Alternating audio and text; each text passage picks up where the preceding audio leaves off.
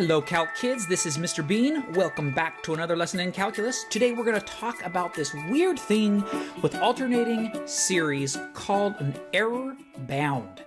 Now I have discovered that the easiest way to learn about this is we got to talk about what alternating series really do, and then the error bound will make a little bit more sense. All right, so before we start though, you need to know that what we're talking about today, these alternating series must converge. If they don't converge, then what we're talking about will not work. Okay, so we can't find the error bound if you don't have a converging alternating series. So to start us off, we're talking about this alternating harmonic series. So this one we've worked with. Now we know an alternating harmonic does converge. We've done this several times in this Unit 10. So what I want you to do is fill out this whole chart. Now if I was in class, we would do this as an activity, maybe groups of 2 or 3, and you guys would work through this stuff. So I would encourage you to do this on your own. Pause the video just because there is some learning that goes on as you do that. And so the first thing you do, just as a reminder here, how do you get the first term? So, let's do that. Let's write this down here. This is the terms. A of n is terms, and S of n is the partial sum. So these are terms, these are partial sums. That's the difference between them. So A of n. This is just writing in fractions, and we're going to take those fractions and convert them to decimals. All right, so the first term, that just means you plug in a 1. The first term, 1 goes there, 1 goes there, 1 plus 1 is positive, over 1, first term is 1. Second term, what is the second term? Plug in a 2. 2 plus 1, that's an odd, so that's going to be a negative. Negative 1 over, and then plug in the 2, that's a 2. So because it's alternating, I know it's going to go positive, negative, positive, negative, positive. I didn't need to write that. Negative, positive, negative. Okay. And then, so that's the alternating part, and then the n just is going to be increasing. So 1/3, negative 1/4, 1/5, and so forth. Keeps going on. All right, so there's my fractions. So what I need you to do now, look at that. Oh, it just changed. What you need to do now is convert all those to decimals. So do that real quick. And there's our answer. Changes all of those to decimals. Yeah, these are repeating, go on forever and ever and ever. So now we're doing the partial sum. So the partial sum is, if you remember, that is where you add all the terms up. So the first term is just, the first term is a 1, so that one's an easy one. Then how do we get the S of 2, so that's what this would be, S of 2. That would be the first two terms added together. So 1 plus negative 1/2 is a positive 1/2. Now how do we get S of 3? That is the first 3 terms added up. So it's the S of 2 plus this one. Okay, so now you're going to have fractions and fractions. So you would need to use a calculator. Again, if you haven't tried this on your own, I would try it on your own and then see if you get the same answers. And here they are. 5, 6, 7, 12. I used a calculator definitely to do all this. I did not try to get common denominators and add that. That'd take forever. Okay, and then convert all those to decimals, and we get this, with the 3's repeating on this stuff, 6 is repeating, so forth. Okay, the next step in our progression of learning what this error bound stuff is, we're now going to graph. So let's look at this. We're going to plot the points n comma s of n. So the term is your x values, your independent, and your dependent, your y value, is going to be the partial sum. So I have labeled this on my graph. You want to label yours as well. And I've given I looked at the decimals and figured a 0.1 to 1 would be a good values for the y-axis. And then the independent axis, just count by 1s. That's simple enough. So what do we do here? We're going to look at S of n. So these decimals will help us to graph. Boom. We're going to graph these decimals with each term, 1, 2, 3, 4, 5, 6, 7, 8, and these are the dots. So go ahead and plot those dots the best you can. I'll show you the first one. So the first one is 1, comma 1, easy. So 1, 1 just goes right there, 1, 1. And the next one would be 2 and 0.5. So the next dot will go right there, 2.5. So go ahead and fill in the rest of the dots. And here's mine. So then the third one would go there, fourth one about here, this one just under 0.8, this one just above 0.6, this one between 0.7 and 0.8, and then the last one, the 8th term, would be 0.6 something. I forget what it was. But if you followed your chart correctly, these would be your values. Now this is just a weird pattern. It goes down, up, down, up, down, up, down, up. It's weird. So what's going on here? Well, if we knew what the sum of the infinite series is, so what I'm talking about is the original harmonic alternating harmonic series. that actual sum, as you go to infinity, it's going to equal natural log of 2. It's kind of cool. It's we don't need to worry about the proof of that today. I'm just telling you, it equals the natural log of 2. Or in other words, 0.6931, about that. So let's graph that line. That looks like this, just below the 0.7. Now with that line, it actually shows a little bit more what's going on with this alternating series. It's alternating around this line. It's bouncing back and forth. Above the line, below the line, above the line, below the line. And it'll keep doing that infinitely as the partial sums finally approach the natural log of 2. They approach that line. Again, remember the red dots, what are these? These are the partial sums. So the more partial sums you have, the more terms, I should say, you have when you're doing summation, the closer to this line you'll get. Just bouncing back and forth above and below it. All right, so now the next question is, how far off was this first dot? Okay, that one is a lot further off than this one, right? So the error that we have for this one is a bigger error than this one would have.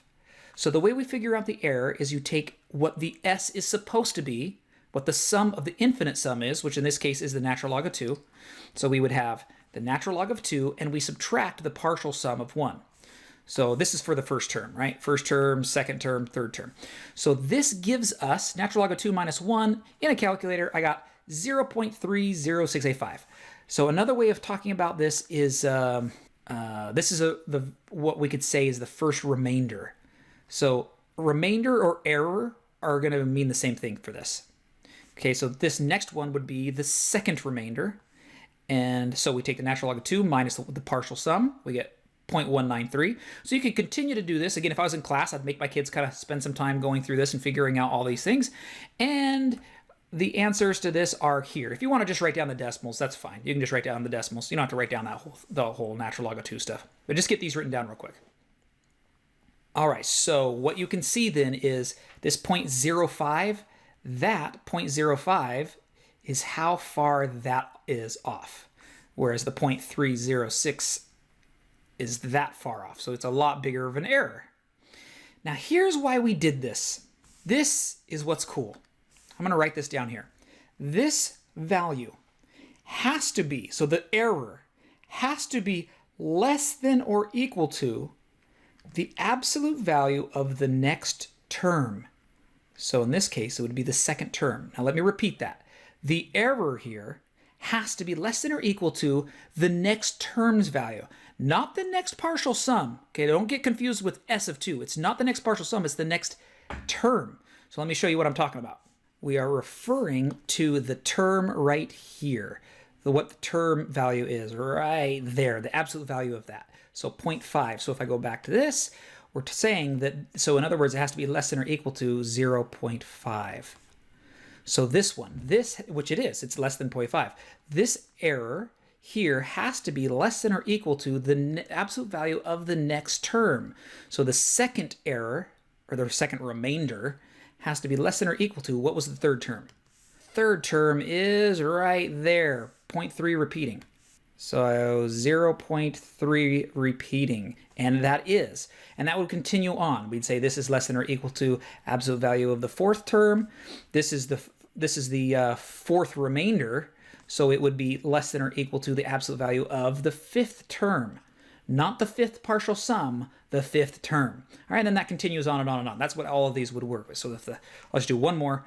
The fifth remainder would be less than or equal to the absolute value of the sixth term, because it's the term that's after it. Okay, so that now leads us to some calculus stuff that we can start talking about. So an alternating series error bound. If you've got an alternating series that converges, that's important, converges, then we can approximate the sum. So here's a definition of all these different terms. That's what this is here. We've already talked about them. But this in particular, so I'm going to focus in on that there, the remainder is what we call the error, whereas that there is the error bound, and it is the next term, the error bound. So what that means is it is the boundary of how far off your error is.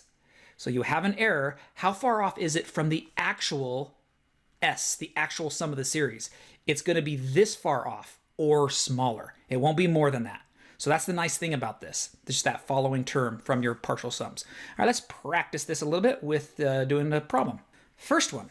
So when you're not sure what to do, I always revert to writing down what I know, which is, I know that s minus s of n with the absolute value has to be less than or equal to what? Okay, it equals r, but it's going to be less than or equal to the absolute value of a of n plus 1. Now, what this thing is saying is that this has to have an error that's less than 10 to the negative 3. So what I'm trying to figure out is the error less than that? Well, let's figure that out. So this is my error bound. So let's just figure out what the error bound is. What's the a of n plus 1? All right, so since I'm doing the absolute value, I can ignore this, and I'm just focused in on 1 over n. I can ignore the alternating part since I'm doing the absolute value. So 1 over n, plug in an n plus 1. That is 1 over n plus 1. And I want to see what makes this less than 10 to the negative 3. That's what I'm trying to figure out. In fact, if I could go back a step, because this might be a little confusing, because this is the error actually right here. So I want to point out this. You might even write this extra step here, that this has to be less than 10 to the negative 3, right? So what we're doing is that if this is less than that, we're also saying that it has to be less than negative 3. So let's just, now from here, we continue on. Okay, to solve this, I changed it to this because now it's going to be easier to solve. 10 to the negative 3 is the same as 1 over 1,000. All right, now multiply both sides by n plus 1, multiply both sides by 1,000. You get 1,000 is less than n plus 1. Subtract 1 from both sides and you get n is greater than, I flip the whole inequality around, n is greater than 999. So if you have more than 999 terms, then your error is less than 10 to the negative 3. Or in other words, 1 over 1,000. That's pretty good. So now you have to do a lot of terms, but that would mean that the sum that you get, the partial sum, would be an approximation that only has an error that's off by 1 over 1,000. That's a pretty good approximation. Okay, next problem. So now this one's actually quite a bit easier. I like these ones. It's pretty quick and easy. It's got a partial sum with 10 terms. What is the error bound? So it's asking, what is this? A to the a sub of n plus 1. So that's the next term, the absolute value of the next term. That's the error bound. Well, if we have 10 terms, the next term is just the 11th term. So that's all we're doing. So, and since we're doing the absolute value of it, we get to forget about this. Sweet! We can ignore the alternating part. So we just plug in 11 to that thing. So 1 over 5 times 11 plus 2. 5 times 11 is 55, plus the 2, 57. So what does this mean? 1 over 57 is how far off after the 10th partial sum is. So if we found the first 10 terms, added them all up, that sum would be off by this amount or less for the actual answer of the whole infinity summation of this whole thing. Okay, so that's what that means. That's the error bound. We're bounded by that match. All right, this one we've got to get a calculator. So make sure you grab a calculator if you don't have one yet. And what we're going to do is use the first 5 terms to help approximate this thing. So first 5 terms, we first need to figure that out. What's the sum of the first 5 terms? Well, we've got this summation notation, n equals 1 from 5 to blah, blah, blah. I'm just going to call it a to the n because this whole thing is a to the n, right? All right, so what does that equal? Grab your calculator. Mine's a TI-84, so you might have to do something different on your calculator, which is okay, but you might have to look it up just to make sure you're doing it right. So, I need to see what I'm plugging in here. So we go, for mine, it's math 0. If I scroll to the bottom here, 0, there it is. Math 0 gives you summation notation. So then I do that. My variable is an n, so I don't care. I just push the xt theta n. That's the variable button. And then a 1. I'm going to go from 1, go up here, plug in a 5, and then you plug in this thing. So just be careful with all your parentheses and negatives and all that. And when you have it all entered correctly, the summation notation, boom, you don't have to do it by hand. Use a calculator, 3.354 repeating. Okay, so what is this? This is an approximation, right? This is however you spell that. I probably spelled that wrong. Approximation. So we are looking at this tells us an approximation of the infinite series, what it's going to add all of the sum of that whole thing. How far off is it? Well, let's figure out how far off it is by using the next term. That gives us our error bound, and it bounds how far off our error is. So that's going to equal, so we're doing the absolute value of, I did that wrong. I said n plus 1, sorry. We're doing the absolute value of the sixth term. Okay, sorry, clean this up. There we go. So the absolute value of the sixth term is, if I'm doing the sixth term, I get to ignore that and just focus in on the 4 to the n squared, 4 over n squared. So that's going to be the sixth term squared. 4 over 36 is the same thing as 1/9, which is the same thing as 0.11111 repeating forever and ever and ever. Okay, so what is this? This is our error bound. Or in other words, it is a boundary for how far off our approximation is. Okay, so we're 0.111111 more than this and 0.111111 less than this. So the way you write up the approximation for the sum of the series is, it's all of the s values that are in between this minus that. So that's right in the middle. So we take that number and subtract. So that's going to give us 3.243 repeating. And then it's this number plus our bound. So it's 3.465 repeating. 5 repeating. So that is, this right here is our answer. This is the approximation of this sum. The sum has to be between these two values, which is kind of cool. We only had to do 5 terms, and you can figure out pretty quickly about what the sum is of the infinite series if it goes on forever and ever. And again, this only works if it's a converging alternating series. Okay, one more problem. Now, before I start this last problem, let me just say something about alternating series, this error bound. It is on free response questions all the time. I don't want to say every year because I can't make any promises, but often it is on the Calculus BC free response portion of the test, this alternating series. It'll be like one part of the free response. Okay, so it's some pretty easy points if you remember how to do it. There might be in the multiple choice as well, but if I look past the last 10 years of tests, it pops up all the time. Okay, at the time of me making this video, which if you're watching this video 15 years from now, I have no idea. Okay, so let's do this last problem. This is a little bit of a challenging problem. I've only put one problem like this in the practice, but it's a good one to just kind of understand how things are because you might run into something like this. All right, so what we're trying to do is we're going to show that this thing is going to approximate f of 1 with an error less than 0.01, and you've got f of x equals this crazy thing here, which is equal to this thing. So they've listed out all the terms, ... goes on forever and ever. Okay, what in the world do we do? So again, when I don't know what to do, I just start writing down what I know. And I know this little formula here is true, that this is got to be less than or equal to the next term, and that will create my error bound. Okay, so I start with that. Now, what do I know? Do I know S, the sum of the whole thing? Not really. No, I don't. But I know that it's just f of 1. I'm trying to, this is my thing that I'm approximating, f of 1. So this is my s of n, and this is my s. All right, so I can go s minus bracket 1 minus 1 over 3 factorial. And then absolute value closes. Less than or equal to the next term. So what I need to know is which s is this? So instead of an s of n, let's say which term this is. 1 minus 1 over 3 factorial? Which term is that? Notice, okay, so we have this. So if I plug a 1 in, 1 gets it plugged into the x. So that's just a 1 now. And so it's always going to be a 1, so that's just gone.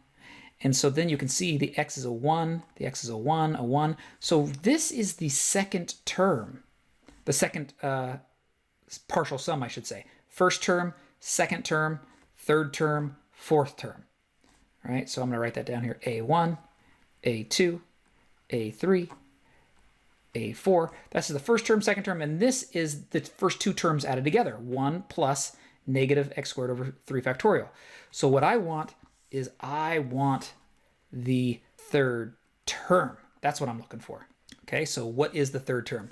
I'm going to say this has to be less than or equal to. The third term is that right there. So the x is a 1, because f of 1, over 5 factorial. What is 5 factorial? That is 1 over, now you can use a calculator, or you can just go 5 times 4 times 3 times 2 times 1, and that is 120. So I know this approximates this by less than, by this or smaller, 1 over 120. Well, how does that compare to this? 0.01 is 1 over 100, right? And 1 over 120 is already smaller than 1 over 100. So here I've proven that this approximates 1 minus 1 over 3 factorial approximates f of 1 by at least this or smaller. Okay, so it's a pretty good approximation. That is already smaller than 1 over 100, so we've proven this one as well. Okay, so that would be the proof. So you might have to write that out in a little sentence. Like maybe I'd say after I get this, I might say something like, can't spell today. Which is less than 1 over 100. So that would be kind of showing my proof there. Okay, we have covered it all. Rock that mastery check. I will see you back in our next lesson.